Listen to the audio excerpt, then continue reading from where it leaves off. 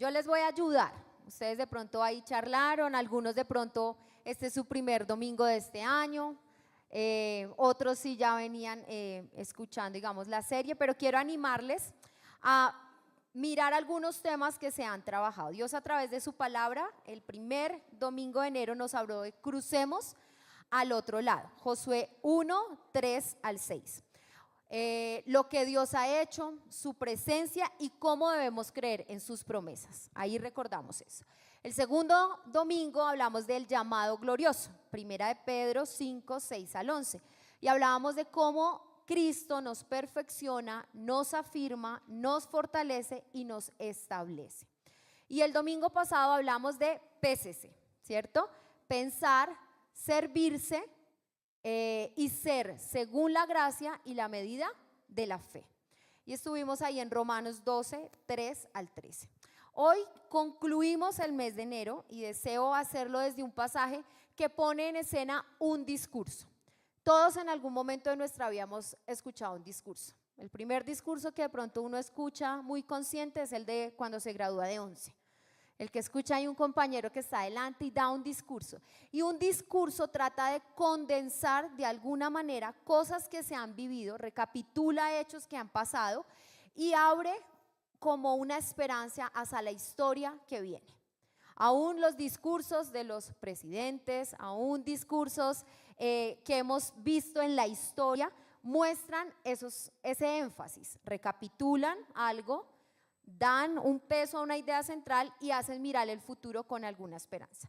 Piensen en algunos discursos que hay en la Biblia. Un discurso puede ser el que Pablo dio ante el pueblo en Hechos 21. El discurso de Esteban, que lo llevó a su muerte en Hechos 7. El discurso de Moisés en su despedida, diciendo yo no voy a entrar a la tierra prometida en Deuteronomio 31. El discurso de Samuel, de Jacob, aún Jesús en el discurso del Sermón del Monte. La historia también nos muestra discursos importantes. Uno de los discursos, si usted busca en YouTube, uno de los discursos más importantes es el del expresidente uruguayo Pepe Mojica cuando se despidió, ¿cierto? Y ahora eso se usa en conferencias y demás. Otro discurso importante fue el de Martin Luther King, cuando dijo, tengo un sueño, ¿cierto? Entonces hay diferentes discursos. Hay un discurso que quiero que vean hoy, un pedacito de un discurso de Brian Dixon. Él fue el expresidente de Coca-Cola. Y este es un discurso de inauguración a un curso de tecnología en 1991. Entonces piense qué va a decir el expresidente de Coca-Cola a estudiantes de tecnología. Veamos el video. Imagina la vida como un juego en el que estás malabareando 5 pelotas en el aire. Ellas son tu trabajo, tu familia, tus amigos y tu vida espiritual. Y tú las mantienes todas en el aire. Pronto te darás cuenta que el trabajo es como una pelota de goma. Si la dejas caer, rebotará y regresará.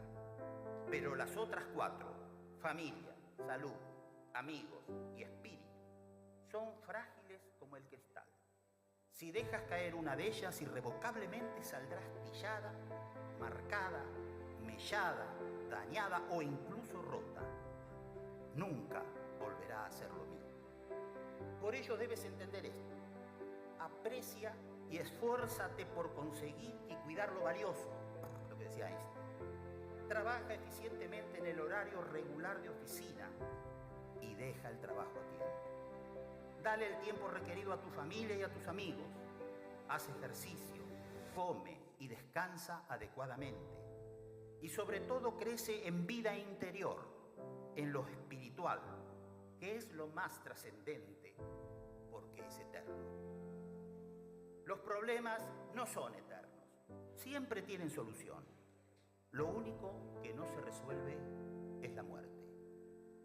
Vive intensamente y recuerda, antes de hablar, escucha. Antes de escribir, piensa. Antes de criticar, examínate. Antes de herir, siente. Antes de orar, perdona. Antes de gastar, gana. Antes de rendirte, intenta. Antes de morir, vive. Que Dios los bendiga. Él no es el expresidente, él está de Coca-Cola, él está citando las palabras. Y si se dan cuenta, él nombra 5 pelotas y al final del discurso dice, pero la más importante, ¿cuál es? La espiritualidad. Antes de él, mucho antes de él, Josué está hablando al pueblo y le está diciendo, hay muchas áreas en la vida que son importantes, pero la más importante es la fe. La más importante es aquella en donde fijas tus ojos en algo que es eterno. Así que de alguna manera este discurso, que no está en un contexto cristiano de fe, sí está abocando a una verdad de la vida que lo más importante es Dios. Quiero que usted me acompañe a leer el discurso de despedida que Josué hace al pueblo en Josué capítulo 23 y lo vamos a leer del versículo 1 al versículo 11. Se puede poner en pie y acompañarme allí en la lectura. Josué 23, 1 al 11. Aconteció muchos días después de haber dado el Señor reposo a Israel de todos sus enemigos de alrededor, siendo Josué ya muy anciano y avanzado en años, que Josué llamó a todo Israel, a sus ancianos, a sus jefes, a sus jueces y a sus oficiales, y les dijo: yo ya soy viejo y avanzado en años, y ustedes han visto todo lo que el Señor su Dios ha hecho a todas estas naciones por causa de ustedes, porque el Señor su Dios es quien ha peleado por ustedes. Miren, les he asignado por suerte, como heredad para sus tribus, estas naciones que aún quedan junto con todas las naciones que he destruido, desde el Jordán hasta el Mar Grande, hacia la puesta del sol. El Señor su Dios las echará delante de ustedes y las expulsará de su presencia, y ustedes poseerán su tierra, tal como el Señor su Dios les ha prometido. Esfuércense, pues, en guardar, en hacer todo lo que está escrito en el libro de la ley de Moisés, para que no se aparten de ella ni a derecha ni a izquierda, a fin de que no se junten con estas naciones, las que quedan entre ustedes. No mencionen el nombre de sus dioses, ni hagan que nadie jure por ellos, ni los sirvan, ni se inclinen ante ellos, sino que al Señor, el Dios de ustedes, se mantendrán unidos, como lo han hecho hasta hoy. Porque el Señor ha expulsado a naciones grandes y poderosas de delante de ustedes. En cuanto a ustedes, nadie les ha podido hacer frente hasta hoy. Un solo hombre de ustedes hace huir a 1000, porque el Señor su Dios es quien pelea por ustedes, tal como Él les ha prometido.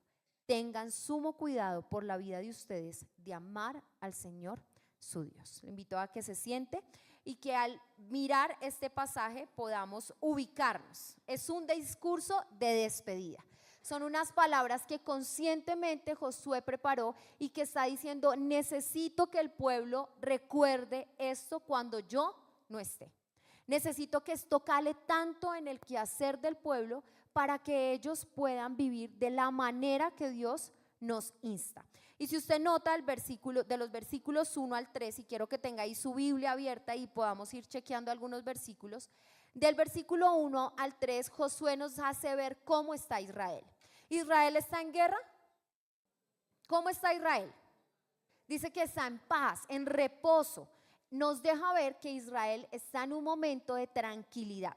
Hay gozo, hay paz, la han pasado bien, han visto las obras del Señor, han ganado tierra, se están cumpliendo las promesas del Señor. ¿Por qué? Porque quien ha peleado por ellos es ¿quién?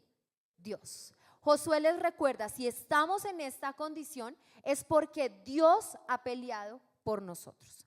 Y del verso 4 en adelante se desprenden algunos consejos que Josué quiere dar al pueblo. Y quiero que hoy los miremos a la luz de 3 bloques. El primer bloque está en el versículo 6. Voy a leerlo nuevamente.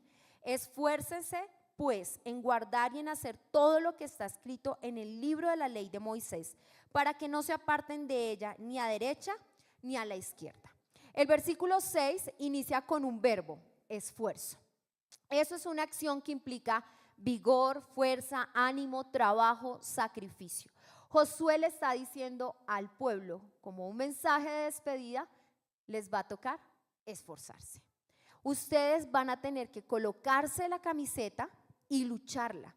Y eso pone en escena que lo que implica esfuerzo no es fácil. Si Josué le está diciendo al pueblo que debe esforzarse, es porque de antemano les está diciendo no va a ser fácil. Y ustedes van a tener que luchar en eso. ¿Cuál entonces es el escenario en donde deben esforzarse? ¿Cuál es ese escenario que Josué está de alguna manera diciéndoles que no va a ser fácil? El cumplimiento de la ley. Quiere decir que Josué le está diciendo al pueblo, obedecer a Dios, cumplir sus mandatos, no es fácil. Tienen que esforzarse. Tiene que haber una acción consciente del pueblo en que vamos a meditar en lo que Dios nos está diciendo, vamos a ver cómo cumplimos esto, y cumplirlo va a implicar sacrificios y va a implicar negarnos aún a nosotros mismos. Cuando uno lee el versículo de primerazo, uno dice, ay, qué lindo, vamos a cumplir la palabra del Señor. Pero no es fácil. Josué les está diciendo, ese caminar de cumplir toda la ley de Moisés no va a ser fácil. ¿Y por qué ha de ser difícil cumplir lo que Dios dice? Si vemos que Él es un Dios que nos acompaña, que pelea por nosotros, que cumple sus promesas, ¿por qué ha de ser difícil cumplir lo que Dios dice? El pueblo de Israel es un reflejo del corazón del ser humano, de cada uno de nosotros. Piense por un momento si para usted ha sido fácil obedecer todas las ordenanzas que Dios ha dado en la Escritura. ¿Por qué no ha sido fácil para usted? Por nuestra naturaleza pecaminosa, porque nuestro corazón tiende a lo malo, porque nuestro corazón tiende a ir en contravía de que el Señor sea el Señor de nuestras vidas, y muchas veces nosotros deseamos ser el Señor y tomar las riendas de nuestra propia vida. En nuestra lógica parece tener más sentido mis decisiones que lo que Dios me está diciendo en la palabra. Y por eso aún para nosotros es difícil obedecer las ordenanzas de Dios. Pero Josué está diciendo, la obediencia a Dios es algo que se ve a lo largo de la Escritura y debe ser una respuesta a lo que Dios es y ha hecho por nosotros. Usted no obedece a Dios para llenar un checklist de mandamientos para poder ir al cielo. Ay, me falta este. No, obedecemos a Dios porque conocemos quién es Dios. Y en la medida que yo conozco quién es Dios, yo quiero responder a eso. Yo me quiero guardar en santidad porque conozco que Dios es ¿qué? Santo. No me guardo en santidad porque quiero simplemente cumplir unas normas morales. Yo me guardo en santidad porque conozco que Dios es santo y quiero habitar en la santidad de Dios. Yo quiero caminar en la verdad porque Dios es verdad. Mi obediencia es una respuesta a que yo conozco el carácter de Dios y quiero responder en gratitud a lo que Él es. Quiero que mire un momento Juan 14:15. Yo lo voy a leer para ustedes y ustedes pueden también ahí chequearlo en sus Biblias.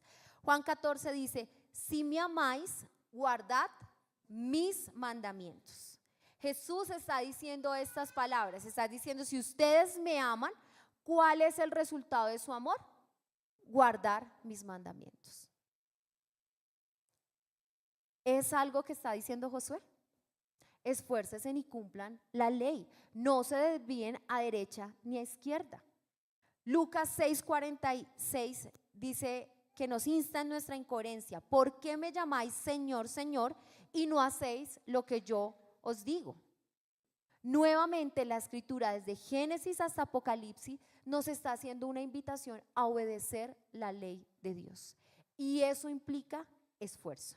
Así que el llamado que Josué hace al pueblo de esforzarse tiene sentido en lo que significa ser humano, porque debemos luchar para obedecer a Dios. Debemos esforzarnos con todo lo que somos para negarnos a nosotros y obedecer la palabra.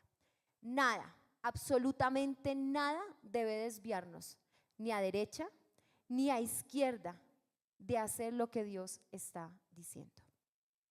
Así que piensa en ese auditorio. El pueblo está escuchando a Josué y está diciendo, él se va a ir, ya no va a ser nuestro líder y nos está pidiendo, esfuércense en cumplir la ley de Dios.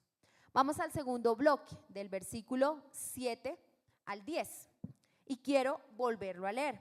A fin de que no se junten con estas naciones, las que quedan entre ustedes, no mencionen el nombre de sus dioses, ni hagan que nadie jure por ellos, ni les sirvan, ni se inclinen ante ellos, sino que al Señor, el Dios de ustedes, se mantendrán unidos como lo han hecho hasta hoy. Quiero detenerme ahí un momento. Si usted se da cuenta, ahora Josué hace un despliegue de no. Vuelva a mirar su Biblia. ¿Cuántos no están ahí?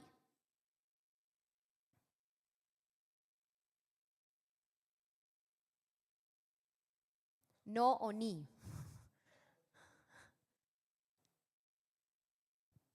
Yo les voy a ir ayudando. Ahí hay una lista. Si bien hay una lista, y el primero es: no se junten con qué. No se junten, ¿sí?, con esas naciones. Josué, el primer no, está diciendo: no se junten con aquel que no tiene a Dios.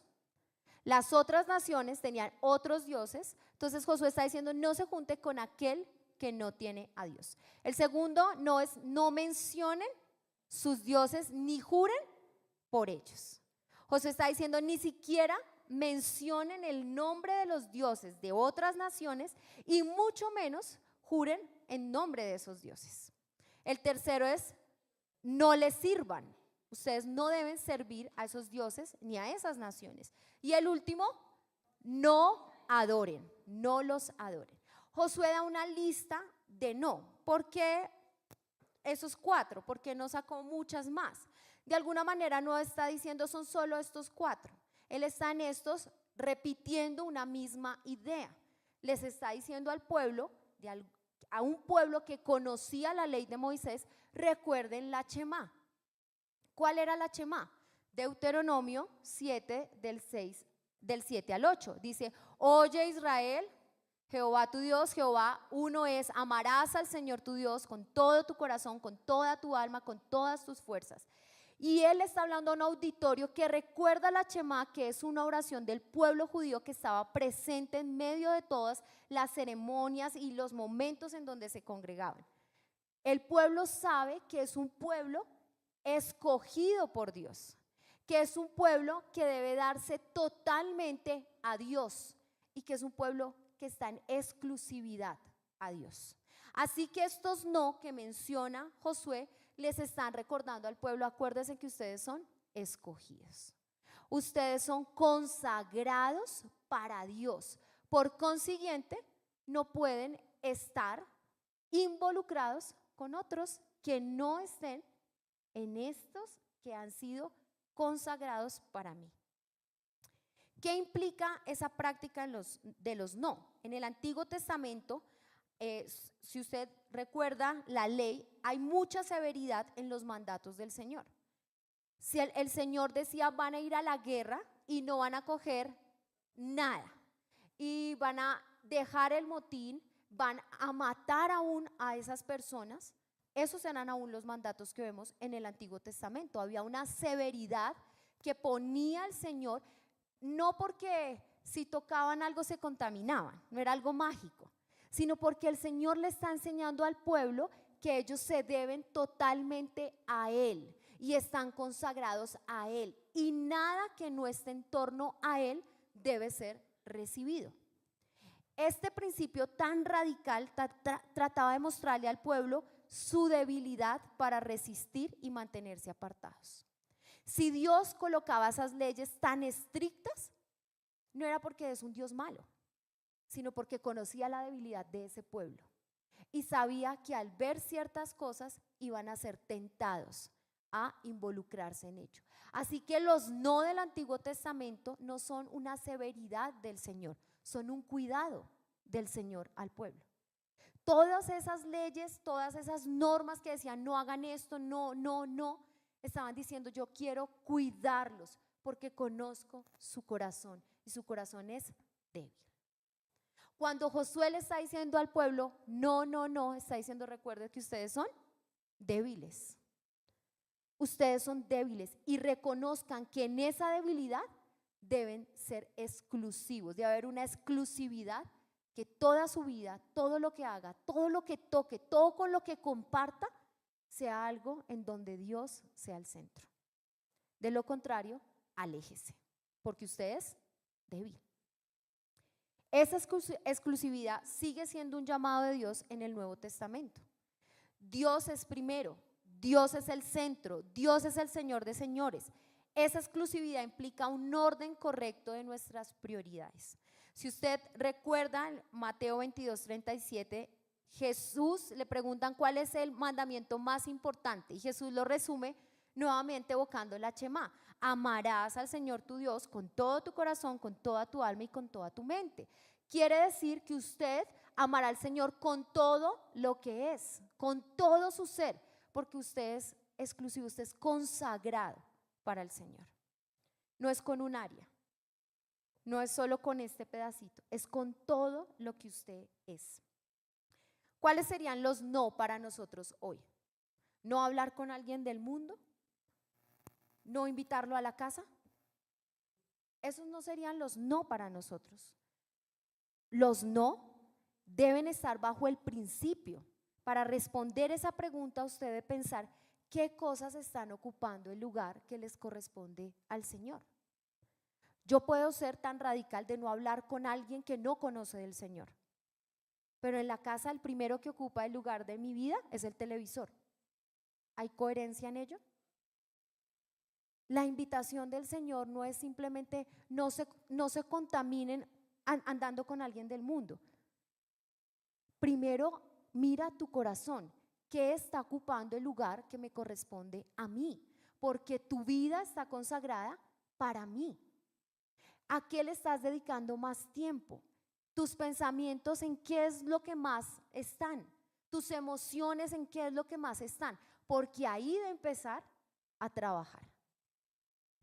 Los no pueden ser: no más en mi vida esto porque me está alejando del Señor. No me voy a mezclar sutilmente con cosas que he maquillado, como una mentira piadosa, una mentira blanca, es que aquí me toca. Maquillamos a veces aún el pecado para hacerlo válido.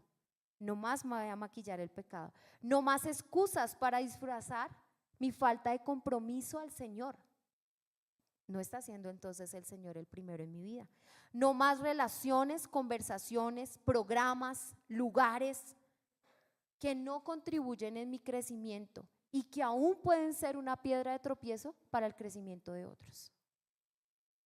Debemos evaluar realmente cuáles son los no que el Señor nos está llamando a mirar en nuestra propia vida, en los que estamos diciendo: Jesús, tú no estás ocupando el primer lugar. Esa exclusividad es la que en la primera carta de Juan dice: hijitos, guardaos de los ídolos. En el amor, Dios aún nos recuerda en una de las cartas finales de la Biblia: por favor, guarden su corazón de la idolatría, guarden su corazón de colocar otras cosas en el lugar que le corresponde a Dios, porque ustedes son exclusivos, son consagrados, son separados para mí. Josué le recuerda al pueblo en el versículo 8 que por el contrario se mantengan unidos ¿a quién? A Dios. Él da un despliegue de: no hagan esto porque ustedes son exclusivos, son consagrados para mí. Por el contrario, manténganse ¿qué? Unidos a mí. Y uno podría entonces sacar la lista de lo unido a Dios. ¿Qué cosas hacen que yo esté más creciendo en Dios? ¿Qué cosas son a las que yo debo pensar y dedicar que me permiten mantenerme unida a Dios? Un devocional, la lectura de la palabra, el ayuno, la adoración, la vida en comunidad. ¿Qué disciplinas yo debo fortalecer para mantenerme unida a Dios? Cada uno de nosotros le debe exclusividad a Dios, porque Él nos ha escogido, porque por nosotros se pagó un precio muy alto de sangre que nos da una identidad en Cristo Jesús. Le debemos nuestra vida, nuestros pensamientos, nuestras emociones, nuestras acciones. A Él le debemos nuestro amor, nuestra obediencia, nuestro servicio. Recapitulemos. Primero, esfuércese. No va a ser fácil obedecer a Dios. Lo segundo, ustedes son exclusivos. No porque sean los mejores, Si recuerda, no recuerdo la cita, hay un pasaje en Deuteronomio que Dios dice, yo los escogí a ustedes no porque sean los mejores, ustedes son un pueblo insignificante.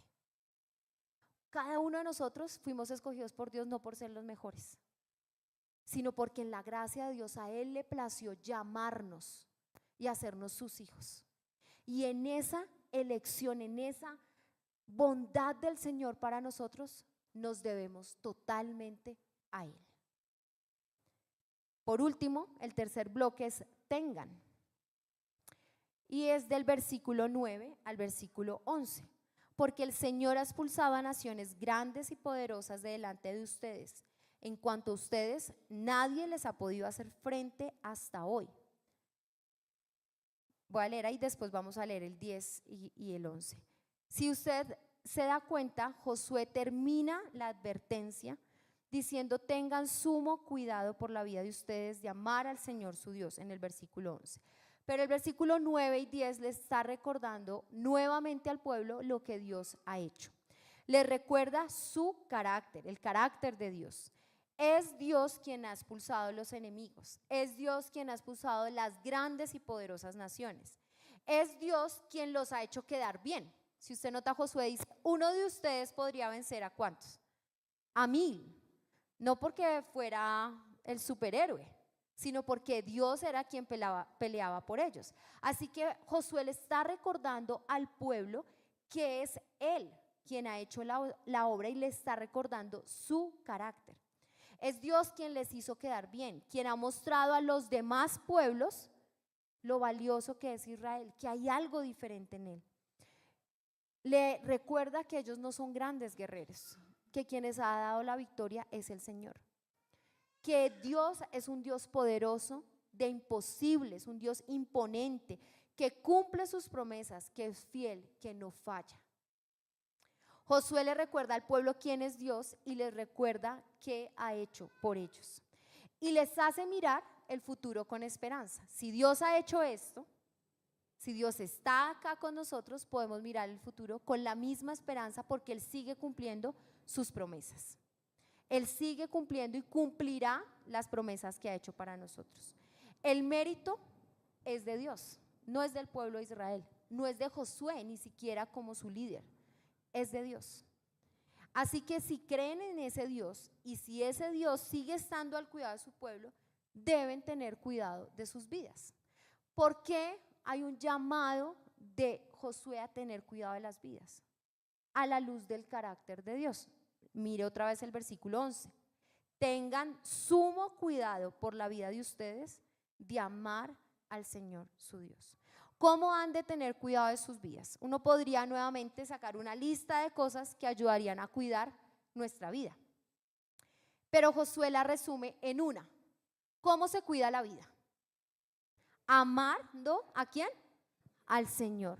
¿Cómo el amar al Señor cuida nuestra vida? Y eso nos lleva nuevamente al primer bloque. El amor es igual a la obediencia. Cuando Josué concluye en el 11, tengan sumo cuidado por la vida de ustedes. Usted puede poner ahí de amar, de obedecer al Señor su Dios. Josué sabe que el pueblo ha luchado con la obediencia. Josué sabe que no ha sido difícil, pero quiere también poner en la escena el amor al Señor. Y uno a veces mira el amor como algo romántico, ¿sí? Como película de Disney, de frases lindas, de corazoncitos. Pero acá Josué aún les está diciendo el amor al Señor es obediencia. Y en la medida que usted ama al Señor, le obedece y cuida así su vida. ¿Cómo cuidarían su vida? Una de las cosas, si usted le invito a leer completo este pasaje en casa, es que del versículo 12 en adelante es mucho más severo el discurso de Josué, porque Josué está diciendo, porque si ustedes no obedecen, miren lo que va a pasar. Así que Josué cierra este primer bloque diciendo, tengan cuidado de sus vidas amándome, obedeciéndome, porque si ustedes no tienen cuidado de sus vidas, lo que van a hacer es desobedecer. ¿Y eso qué va a traer? Consecuencias muy dolorosas, porque en ellas también será el castigo de Dios para ustedes. Uno piensa, quiere decir que cuidar mi vida es obedecer. Y es una lógica clara, porque si no lo hago, voy a asumir consecuencias dolorosas. Voy a sufrir, no solamente por mis decisiones, sino también porque en la justicia de Dios va a estar su castigo. Quiero que usted mire el versículo 16. Cuando quebranten el pacto que el Señor su Dios les ordenó y vayan y sirvan a otros dioses y se inclinen ante ellos, entonces la ira del Señor se encenderá contra ustedes y perecerán prontamente de sobre esta buena tierra para que Él les ha dado. ¿Qué va a haber sobre ellos? La ira del Señor. En los versículos 13 dice: ciertamente sepan que el Señor su Dios no continuará expulsando a estas naciones de delante de ustedes, sino que serán como un lazo y trampa para ustedes, como azote en sus costados, como espinas en sus ojos. Aún esa descripción le está recordando al pueblo, realmente va a ser doloroso. Va a costar, va a ser algo que cargan, que los hace tropezar. Dice que es una trampa que los hace tropezar, que va a ser algo que chuza, o sea, una pestañita si a uno le molesta en el ojo, acá dice espinas en los ojos, va a ser algo molesto. Y al final vuelve y dice la ira de Dios. Tener cuidado de nuestra vida es obedecer al Señor. Si yo decido no tener cuidado de mi vida, está bien, es su decisión, pero sepa que en esa decisión va a haber consecuencias y en esa decisión va a haber dolor y en esa decisión va a haber la ira de Dios. ¿Cuál es la ira de Dios en el Nuevo Testamento? En que yo voy a estar en una eternidad sin Cristo. Si usted decide una vida que no está en obediencia a Dios, sepa que un día va a estar tan alejado del Señor que no va a poder estar en una eternidad con Cristo. Y ese es el peor castigo, estar separados de Dios. Es su ira contra nosotros, es estar separados de Él. Por ello Josué dice: tengan sumo cuidado. La decisión del pueblo también es nuestra decisión, es una decisión personal. El discurso de Josué es una antesala a la invitación que hace Jesús en Juan 14:21. El que tiene mis mandamientos y los guarda, ese es el que me ama. El que me ama será amado ¿por quién? Por mi Padre. El que no me ama estará separado de Dios. Y lo amaré y me manifestaré a Él. Si lo parafraseamos en estos 3 bloques, el que guarda mis mandamientos, se esfuerza en guardarlos, ese es el que me ama. Y el que me ama será amado por mi Padre, porque ha sido consagrado para mí. De lo contrario, no tendrá cuidado de su vida. Y no lo amaré y no me manifestaré a Él. Jesús, estas son las palabras de Jesús en Juan. Jesús está diciendo: eso es una decisión personal. Y usted puede decir: no, yo ya tomé esa decisión, yo ya he decidido caminar con Cristo. Pero acá no estamos hablando de una decisión de Jesús es el rey de mi vida o no. Acá estamos hablando de una decisión de obedecer continuamente las ordenanzas del Señor, porque de lo contrario yo voy a experimentar lo que es la desobediencia. Inicié esta prédica colocando en escena ese discurso de Brian Dixon para reflejar cómo este discurso se ha usado en diferentes espacios, reflejando que es importante la fe. Yo le añado a ese discurso que de las 5 pelotas, la más importante sí es la fe, porque aunque esa se quiebre y todo, puede ser restaurada en Dios, pero esa es la única que tiene eternidad. La familia es temporal, aún la familia es temporal. La única que es eterna es nuestro caminar con el Señor. Si esa es la más importante en el malabar de mi vida, yo debo esforzarme, yo debo entender que he sido consagrada para Él y yo debo tener sumo cuidado de caminar en obediencia. Deseo animarles a ver el discurso de enero no como esta prédica, sino como las 4 que nombré. Cada una de estas prédicas nos ha llevado a reflexionar algo en la palabra de lo que Dios hoy está demandando de nosotros: obediencia. Quiero animarle a que usted tome un momento y piense cómo estos espacios en que la palabra nos ha hablado sí ha calado en la practicidad de nuestra vida, o simplemente ha sido la enseñanza del domingo y ya. Porque de ser así no estamos prestando atención a aquello que Dios nos está demandando: no se aparten ni a derecha ni a izquierda. Y quiero que hagamos un pequeño ejercicio. Sé que algunos tienen sus cuadernos, sus notas. Si no, tenga un momento ahí con el Señor. Y quiero que usted pueda contestar estas 3 cosas como un espacio de concluir el pasaje en su vida. Lo primero es: determine una acción. Miren que yo dije una, no saque una lista de 3.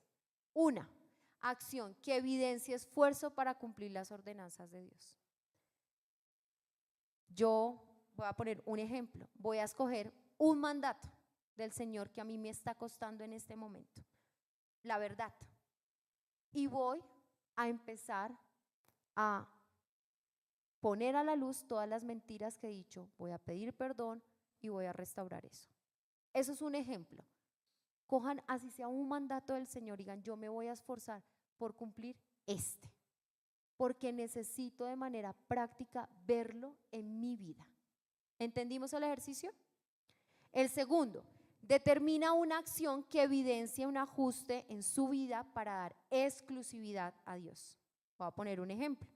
Voy a dedicar más tiempo al estudio bíblico, o voy a dedicar más tiempo al ayuno, voy a dedicar más tiempo a la oración, voy a dedicar tiempo a la hospitalidad, porque yo no quiero que nunca nadie vaya a mi casa, y aún la escritura nos invita a la hospitalidad. Entonces piense en una cosa en la que usted dice: yo voy a darle exclusividad a Dios, yo voy a reflejar que Dios es lo más importante. Y por último, tengo un momento para pedir perdón al Señor si no ha cuidado su vida y ha optado por la desobediencia. Todos luchamos con eso. No sienta: ay, yo soy acá el único pecador. Todos luchamos porque todos estamos siendo perfeccionados en Cristo Jesús. Pero a veces no nos tomamos el tiempo de pensar: estoy reincidiendo y reincidiendo y reincidiendo en esto, y necesito estar delante del Señor y pedir perdón. Entonces vamos a tomar un momento para contestar esto y vamos a terminar con un tiempo de oración.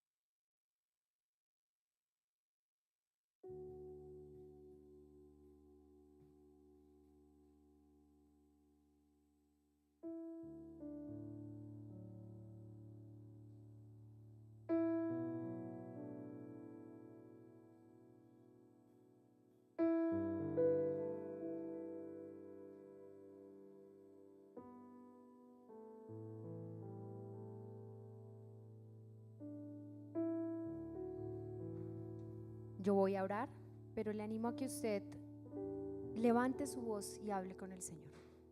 Que este sea un momento para estar con Él y hablar con Él.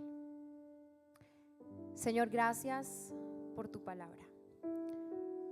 Hoy, el último domingo de enero, retomando ya las rutinas de este 2025, nos acercamos, Señor, a este discurso. Y lo vemos, Señor, también como el discurso que hoy anima nuestro caminar. Señor, gracias por exhortarnos a volver los ojos a ti. Gracias por recordarnos que no va a ser fácil, porque a veces inconscientemente sí queremos que la vida cristiana sea fácil, Señor, pero sabemos que el camino ha de ser difícil.